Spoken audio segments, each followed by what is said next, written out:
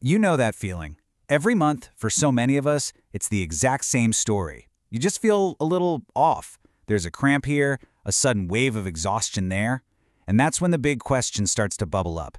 Is this just my period coming, or could this be something else? It's like your body's own personal mystery novel. And you know what? Today, we are going to solve it.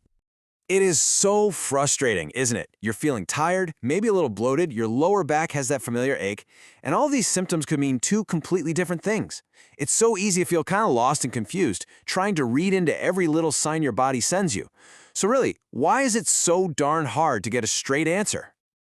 Well, today, we're officially putting on our detective hats. We're going to investigate all the clues, we're going to look at the usual suspects, and we're going to figure out, once and for all, how to tell the difference. By the time we're done here, you're going to feel so much more informed and really in control of what's happening. Your body is this incredible, intricate system, a true marvel created by Allah, and it's constantly sending you signals, constantly communicating. The real challenge, though, especially when hormones are involved, is that sometimes it feels like those signals get their wires crossed, and that's exactly what leads to this monthly guessing game. Okay, let's get right to the heart of the mystery. Here it is. The number one reason for all this confusion.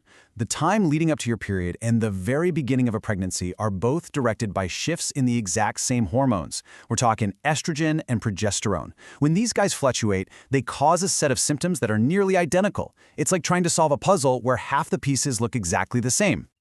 So, let's start our investigation with suspect number one, the one we're all pretty familiar with, your monthly period. We're going to break down its classic calling cards, what makes it tick. First off, a little bit of official language. That cramping pain that's so familiar, it actually has a medical name, primary dysmenorrhea. It's really just a technical term for common period pain that isn't being caused by some other health issue.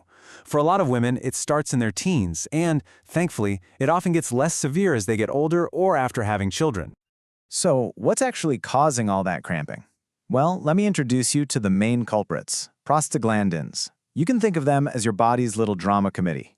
These hormone-like things are released to make your uterus contract so it can shed its lining.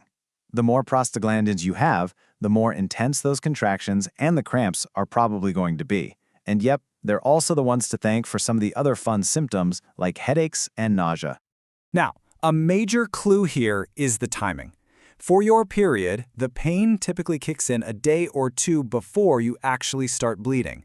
Then it hits its peak within the first 24 hours, and after a couple of days, it starts to fade away.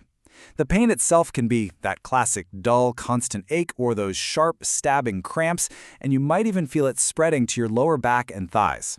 And of course, let's not forget the sudden, overwhelming need for chocolate or potato chips. That's a very common clue. Okay, time to turn our investigation to suspect number two.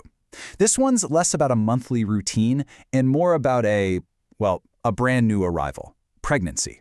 The first few clues can look shockingly similar, but trust me, there are subtle and very crucial differences we need to look for. The real game changer in early pregnancy is a brand new hormone that enters the scene. Human chorionic gonadotropin, or you've probably heard of it as HCG. This is the exact hormone that pregnancy tests are designed to find. Its main job is to basically put up a giant stop sign for your body. It says, whoa, hold on, don't shed that uterine lining this month, we're going to need it. And its levels just skyrocket right after conception, which starts a whole new chain of events. So, how are the clues really different? Okay, you might be tired before your period, but pregnancy fatigue is often on a whole other level. It's this deep, persistent exhaustion. Breast tenderness might feel way more intense, and unlike with your period, it doesn't just go away. Nausea? Well, that can show up any time of day, not just in the morning. Oh, and you might find yourself making a whole lot more trips to the bathroom. But here's the most important thing, the pattern. Period symptoms usually fade once you start bleeding, but pregnancy symptoms, they tend to stick around and actually get stronger over time. All right, now for a critical piece of evidence that gets misinterpreted all the time. It is a classic case of mistaken identity. It looks like one thing, but it could mean something completely different. I am talking about bleeding. This chart right here breaks down the visual differences perfectly. Let's walk through it. First up, color. This is a big one. Implantation bleeding is usually a very light pink, almost a rusty brown color, not the bright red you see with a period. The flow is also totally different. It's just light spotting, not a real flow that starts light and gets heavier. It might only last a day or two. And here's a key detail, no clots. The cramping is different too. It's usually much milder, more like a little pulling or pricking feeling. So let's just boil this all down to the most important takeaway. If you see some very light, pinkish or brownish spotting that only lasts for a day or so, and it never turns into a full heavy flow, that is a major, major clue. It could very well be pointing towards implantation in early pregnancy and not the start of your period at all. Okay, I need to shift our tone here for a second, because this is incredibly important. While we've been having fun playing detective, some clues don't point to either of our usual suspects. Instead, they can signal a really serious medical situation that needs immediate attention. So please, listen to this next part very, very carefully. In some rare cases, a fertilized egg can implant outside of the uterus, usually in one of the fallopian tubes. This is called an ectopic pregnancy, and it's a condition that cannot continue safely.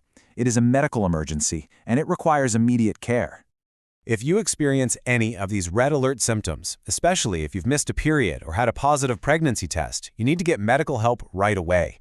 We're talking about sudden, severe pain that doesn't go away on one side of your abdomen or pelvis, a sharp pain that gets worse when you move, feeling dizzy or actually fainting, or a really strange pain right in the tip of your shoulder. These are serious warning signs that should never, ever be ignored.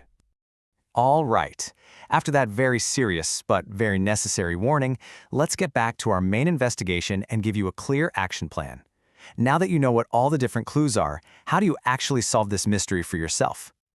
This slide lays it out perfectly. It's a clear three-step plan.